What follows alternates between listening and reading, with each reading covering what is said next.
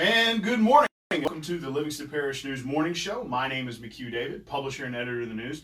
Joining me this morning is Mr. J. Rogers Pope, running for State Senate District 13. Yes, thank you, sir. Good morning. How are you today? Good morning. Thank you, and thank you for having me here this morning. Absolutely. So we're going to run through our normal cadre real quick, and then we're going to jump right in with you. Please remember that if you ever miss these shows, you can get them on our website, www.livingstonparishnews.com/podcast. We have audio and video versions.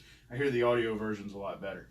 At any rate, your traffic this morning looking pretty good. You know, Friday, a lot of people not going to work, which is nice. Minor delays on I-12 backed up just past Pete's Highway, not too bad. Minor delays on 190 at the intersection of Old River Road, 4-H Club Road, and 190 there in West Denham Springs. Easy trip into Central if you're heading that way on 64. It's currently 73 degrees. Still going to be a hot one today. It's going to get up to 93, but we might have some showers and thunderstorms this afternoon to cool it off. Please remember that we will have rain coming either Sunday evening or Monday morning, and it's going to start getting cool overnight. Low 60s, relatively cool during the day in the mid 80s. One reminder before we jump in, please go early vote. You got 2 days left, today and tomorrow. Runs through tomorrow, Saturday, October 5th. You can go to the Denham Springs Walker Branch Library, or you can go to the Registrar of Voters office in Livingston. They're open from 8:30 a.m. to 6 p.m. Early voting is a good idea because of how packed October 12th is. Even with the LSU-Florida game being moved to a night game, still have Southeastern homecoming, Saturday night of the fair, as well as hunting season. So please keep that in mind. So far, 6,800 folks have voted early, pushing for 10,000. That's over 1,500 more than early voted in the last gubernatorial election. So one more time, I'm going to welcome my guest, Mr. Rogers Pope, running for State Senate District 13. Good morning, sir. Tell us a little bit about yourself. Professional life, previous political experience, family, that sort of thing. Well, first off, let me say thank you for the opportunity to be here this morning. I do, and I have been a native in Livingston Parish for most all of my life. As far as my professional career, I started out in the school business in Livingston Parish as a school teacher, and I worked my way up to administration, being a principal in multiple schools at different levels, and eventually working myself to be the superintendent of schools in Livingston Parish, which I did serve for 14 years. It was a tremendous experience for me. Great opportunity to work in the school system and for this people in this parish. As far as my personal life, I am married. I've been married to the same woman for multiple years. We have 2 children, a son and a daughter. My daughter has 3 sons. My son has 3 daughters. My son lives in Denham Springs. He's sort of got out of the school business and retired early and is now working in other capacities. My daughter is living in Virginia. She met a guy up there, and we miss him tremendously. We want to get him back home as soon as we can. That is my immediate family. I do have an extended family that is very supportive of what we're trying to do in supporting this parish and running for this particular office that we're going to talk a little bit about today. You touched on it. Maybe give a few examples of the places where you were a principal and that sort of thing. I certainly will. I started out teaching the 4th grade self-contained classroom. Taught there for 1 year, then they moved me to a middle school to teach in a middle school and start a athletic program, which I was a coach at Walker Junior High School. Stayed there for a year and then was asked to go and coach the girls basketball team at Walker High School, which I stayed there and taught, coached, whatever, for 10 years. Very successful in coaching, I think. We had the girls basketball team, we were very successful. I enjoyed that very much. In fact, next Thursday night, one of our first teams that I coached, we won a state championship, and they'll be recognized in the Hall of Fame in Walker. Great honor. Congratulations. And the whole team will.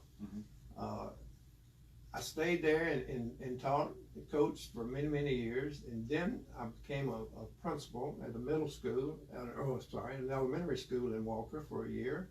I was a middle school principal in Walker for a year, then I was also principal of the high school in Walker. Okay.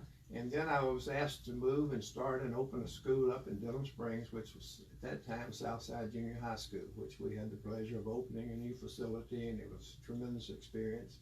A lot of challenges, but very, very successful. And then we were asked to apply for, and we did apply for an assistant superintendent job, which I served in that capacity for 1.5 years before I became the superintendent. And that was 14 years later. I decided it was probably enough, and we went on and retired, got out and got into other things. So, you know, when you're talking about the other things, talk about your time in the legislature. You know, we'll just start with, you know, what do you think are some of your proudest moments? McHugh, I had no intentions, never even thought about running for any political office. That was not on my radar at all. I had an interest. I was working in education fields as, I guess you could call a consultant, doing some things. There was an open seat that came up in 2007. It came up very sudden, and I had some people come and ask me to consider it. My wife and I would sit down, we talked about it, we prayed about it, we thought about it. And the last day of qualifying, we decided we would do this, and we went in. That was in 2007. There was 5 people in the race. Very, very clean race. Thank goodness for that. Very, very, very good experiences for us. But I was fortunate enough to win. I've been in the state legislature for 3 terms. That's 12 years. The last 2 terms I was unopposed. I tend to believe that was because we were doing something right for the people. Mm-hmm. And my most proudest moment, we've done a lot of good things for the parish. We look at the interstate. Mm-hmm. I mean, that widening of that interstate happened after 2007. Now, I'm not taking full credit for that, but we did have a part of that. Mm-hmm. We built a new bridge. I say we, and I'm talking about the delegation and the people around the state. It's allowed us the opportunity to build a new bridge across Highway 190 here at the Amen River. Mm-hmm. Also a new bridge up at Magnolia Beach. Those things are huge for our traffic. Mm-hmm. And we haven't done enough. We're still doing a lot of things with that. Had an opportunity to work with some healthcare bills. Now, I've been on the Health and Welfare Committee for 12 years, and it's very, very important to our people out here the healthcare industry is in the business, because we've got middle class, we've got elderly that need help and all that. So we've done a lot of things, and we brought a lot of things back to this parish. It's like anything else. You're always fighting for the same dollar over there. Right. But I've enjoyed my tenure with the legislature. It's been a good experience for me, and it keeps me viable, it keeps me active, it keeps me going. And quite frankly, I think I've done a really good job for the people in this parish. Well, that's fair. I mean, you know what they say, if you're not going to brag about yourself, No. who will?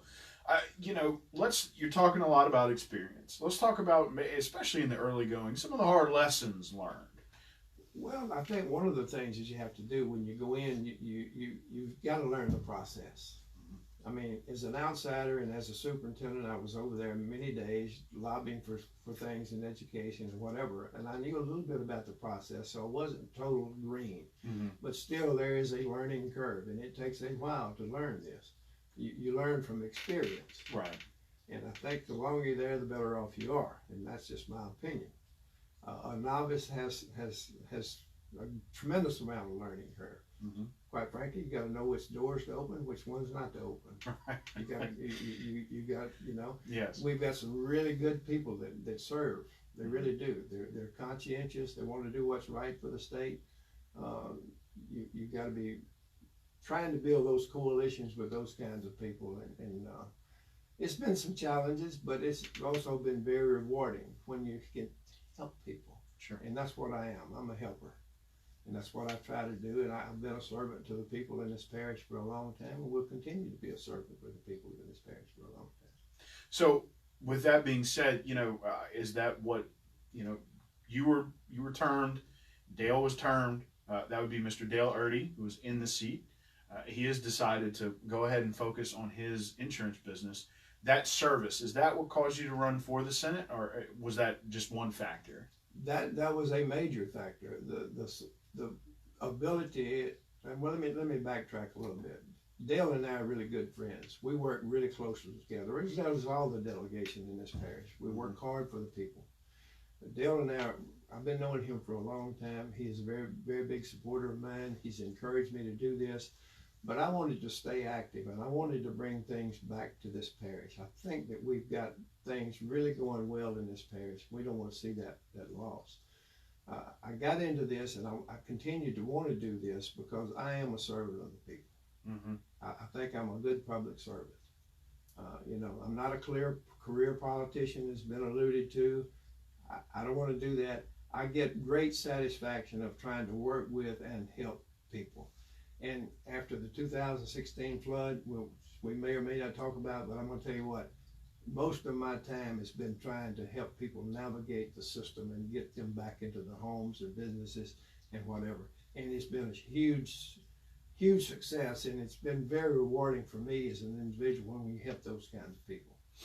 Sure. So we will get to that in just a second, because there's going to be a part where we're going to be talking about state's direction and some of the things that are going on in the area. You know, excuse me. So in running for the Senate, are you focused on any kind of particular committees that you'd like to get on? Well, I have the opportunity to serve in the House on multiple committees. And I've started out on retirement. I started out in health and welfare. I've been there for 12 years. And people sort of laugh at me, but I enjoy that because there's so many needs in the healthcare field today. And I enjoyed that. That would be one that I would like. I had an opportunity to serve on the money committees, if you will, appropriations, you know, very challenging. Sure. You know, joint budget, served on joint budget for the House and the Senate, you know, very challenging. Those are the things. And certainly we would all like to continue to do that, but have some say in how the monies are being spent or directed and whatever. But I think I can work on any committee. Sure. Education is my background. I've never served on an education committee. For whatever reasons, I've never been asked to serve on the education committee. Those committees are appointed by the Speaker of the House, or if in fact, when I get to the Senate, and I'm going to get to the Senate, when I get there, they're appointed by the President of the Senate. So those are part of the responsibilities of those two individuals. Right. So the committee assignment, we get to ask, we take what we get, and then we serve from that. I would like to continue, and I would like to serve on the education committee one time. I really would. Well, and I can't imagine why. So, you know, you had brought up the flood there, and there are a couple other things going on. You know, there's a lot of different pieces to the puzzle when you sit in those seats. A lot of different things going on in this parish. You know, right now a big battle cry here is drainage, right? And you've got the Amite River Basin Commission. You've got, you know, the watershed initiative that just released their. I don't know if you've read it yet. I have. Yeah, it's fun reading. Very interesting. So, you know, when we're talking about that, you know, you can start at the flood and come forward, but that is a very huge piece of what people are after here. You know, talk about your piece of that puzzle, how you can play into that. Well, to give you a little background, I'm very experienced in the flooding issue. My wife and family and I went through a flood in 1977 here in Denham Springs. We went through another flood in 1983 in Denham Springs. And in 1916, we also went through the major flood. I supposedly left everybody high and dry, but I was trying to swim out in 2016 like everyone else. Right. However, I think that what we've done is be able to work with the congressional delegation. And I will give kudos to Congressman Garrett Graves for working with us and helping this community tremendously. We've been able to, through his leadership, get a lot of resources back here to help for the drainage issues, to help with the flooding issues, and I think it's going to be huge. One of the key things that we would like to see done, and we'll continue to work on and have the opportunity to work on, is the dredging of the Amite River. Our floodplain, all waters from starting in Mississippi comes through right in the middle part of Livingston Parish.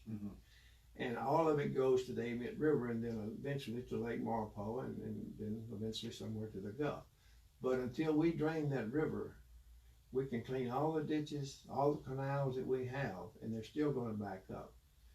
Obviously, I think that somewhere along the line, we've got to look at buildings, because every time you pour a piece of concrete somewhere, that takes up water space, and water has nowhere to go.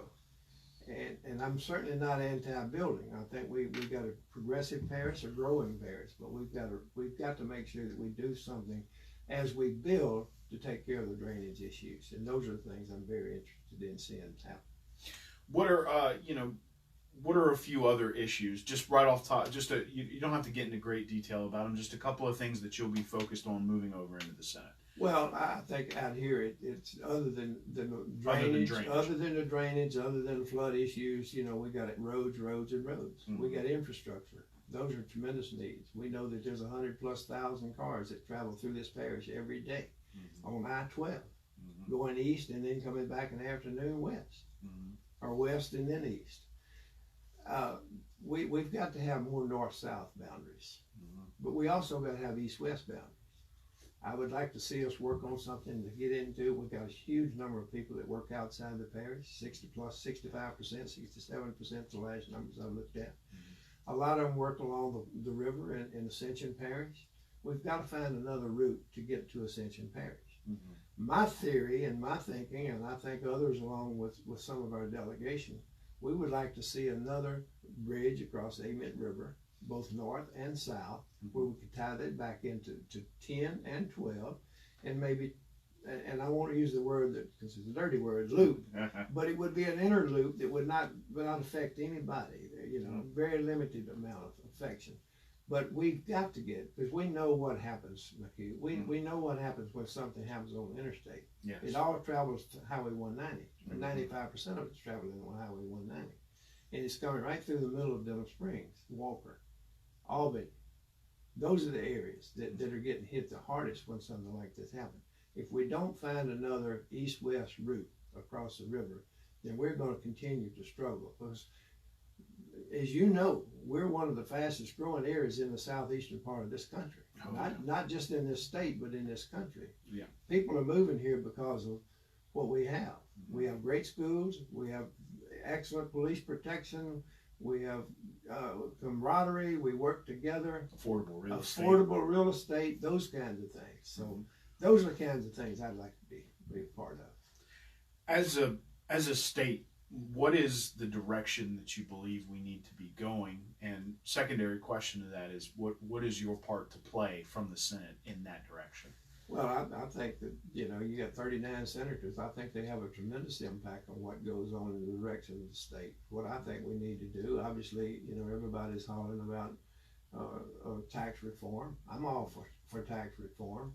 I also know, though, that it's hard to do because if people want services. Right. If you want services, people got to pay for the services. Now, can we redirect monies? I think we need to look at all the agencies that we have and maybe get a little bit more in detail as how they're spending their monies and those kind of things. I think that was, and I've been trying to fight for that for 12 years. Mm-hmm. But I think that we can help in that direction. I think we have a knowledge of budgets. I work with multiple millions of dollar budgets, and I think we can help in those areas. We've got to get a little different direction there. Healthcare is huge. We've got to continue to work and manage healthcare best we can, But we've also got to figure out how we can do something, not just in our region for infrastructure, but it's statewide. We've got issues, bridges. We've not maintained those kinds of things, roads. We've got to redirect some of those funds from the Department of Transportation and Development. And we don't need to start spending a whole lot of money on engineers. Right. We don't. We study. We need to act, build, repair. Right. Massive deficit for Department of Transportation and Development. Well, Mr. Pope, thank you for joining us this morning. Anything you'd like to add? I would just like to encourage, as you had earlier in your opening remarks, get people out to vote. I think it's crucial. Obviously, I'm running for political office, or I wouldn't be here. Would be here because I enjoy what you're doing. I listen to your shows. I enjoy what you've done. Enjoy reading your paper twice a week. But what I'm saying for myself is I am a person from this parish. Mm-hmm. I don't want outside influences to come in here and try to tell us what we need to do. And I think that's what's happening in my election. I don't want to see those outside influences come in here. Mm-hmm. we've got to be a native parish. We call it the Free State, which it's not. It's part of a 64 parish entity. Sure. And we've got to be a part of that. But I just encourage people to get out and vote, and hopefully they can look at my credentials, see what I've done for this parish, and support Roger Pope for the State Senate, District 13. Thank you, sir. And if you joined us live, we appreciate that. If you're listening to this later, thanks for that as well. Again, you can check these shows out, www.livingstonparishnews.com/podcast.